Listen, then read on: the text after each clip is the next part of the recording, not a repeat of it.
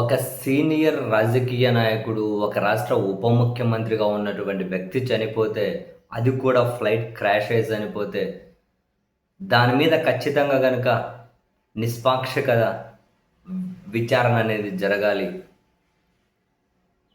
కానీ అజిత్ పవార్ మరణం చుట్టూ, తన ఫ్లైట్ క్రాష్ చుట్టూ ఇటువంటి విచారణ ఏదీ జరగడం లేదు. కారణం ఏవియేషన్ మినిస్టర్గా ఉన్న రామ్మోహన్ నాయుడు గారు అండ్ ఆ ఫ్లైట్ క్రాష్‌కి గురైనటువంటి ఆ విఎస్ఆర్ యాజమాన్యం ఏదైతే ఉంటదో, వాళ్లకు రామ్మోహన్ నాయుడుకు, వాళ్లకు టీడీపీకి, వాళ్లకు హెరిటేజ్‌కి సంబంధాలు ఉన్నాయి అని చెప్పి వరుసపెట్టి అజిత్ పవార్ మేనల్లుడు, ఎమ్మెల్యే కూడా అయిన రోహిత్ పవార్ మీడియా సమావేశాలు పెడుతూ వచ్చారు.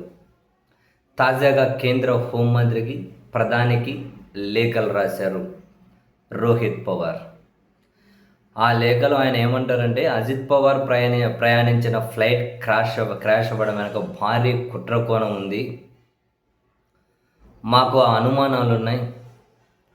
ఘటనా స్థలంలో అనేక పేలుళ్లు జరిగినట్లు గుర్తించాం. ఓ రాష్ట్రానికి డిప్యూటీ సీఎంగా ఉన్న వ్యక్తి మరణిస్తే విచారణ అనేది పూర్తి కాకుండానే, పూర్తి రిపోర్టు బయటకు రాకుండానే కేంద్ర పౌర విమానయాన శాఖ మంత్రిగా ఉన్న Rammohan Naidu VSR ventures company తప్పేమీ లేదని ఎలా ప్రకటిస్తారు?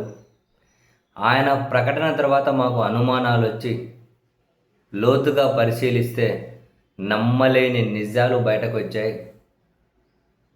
కేంద్ర మంత్రి రామ్మోహన్ నాయుడుకు, టీడీపీకి, విఎస్ఆర్ కంపెనీకి మధ్య సంబంధాలు ఉన్నాయి. అందుకు సంబంధించినటువంటి పలు డాక్యుమెంట్లను, పలు ఆధారాలను ఈ లేఖతో పాటు మీకు అందజేస్తూ ఉన్నాం.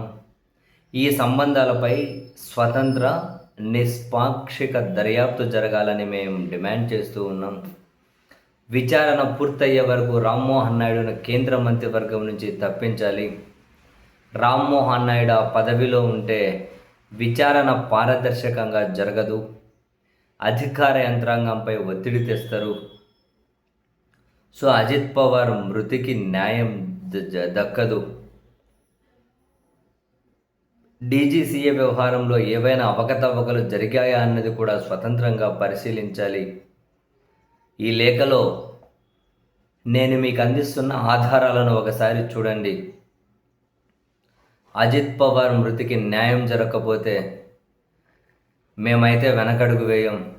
న్యాయం జరిగే వరకు అన్ని మార్గాల్లో పోరాడుతూనే ఉంటామని రోహిత్ పవార్ అంటే అజిత్ పవార్ మేనల్లుడు ప్రధాని నరేంద్ర మోదీ గారికి, కేంద్ర హోంశాఖ మంత్రి అమిత్ షా గారికి కూడా లేఖలు రాశారు.